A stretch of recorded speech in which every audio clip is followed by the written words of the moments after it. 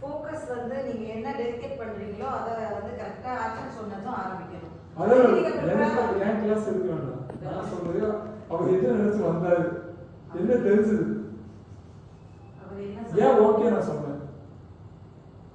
ஒரு 4 தடவை வந்தாரு, கடைசி வரும்போது ஓகே நல்லா பண்ணீங்கன்னு சொன்னேன். அப்போ 3 தடவை என்ன தப்பு பண்ணாரு? ஸ்மைல் பண்ணாரு, கீழே பார்த்துட்டே இருந்தாரு. ஓகே, எல்லாமே சொல்லிட்டே பதில் கிடையாது, ஒரு பதில் பதில்னு சொல்லுவாங்க. அதான் லேர்னிங் ப்ரோசஸ் ஸ்மைல் பண்ணேன். அது ஆடியன்ஸ் வரும், சூப்பர். ஆடியன்ஸ் மீட் பண்ணுறப்போ ஸ்மைல் இதான் ரிசல்ட்ஸ்.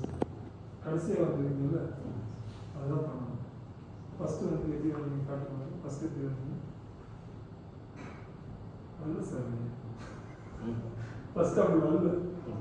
ஃபஸ்ட்டு அப்படி வந்து நீங்கள் தப்பை கண்டுபிடிக்க முடியல.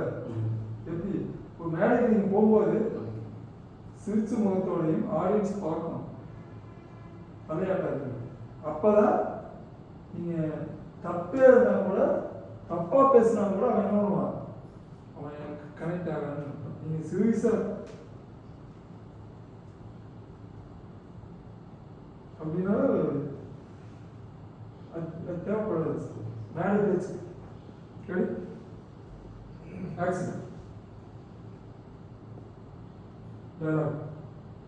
ஹாய் எவ்ரிபடி, வணக்கம் எல்லாருக்கும். எப்படி இருக்கீங்க எல்லாரும்? வணக்கம், வெல்கம் டு ரெட்டிபாட்டி அகாடமி. இப்போது நாங்கள் என்ன பண்ணிருக்கோம்னு தெரியுமா உங்களுக்கு? ஆக்சிடென்ட் அவங்க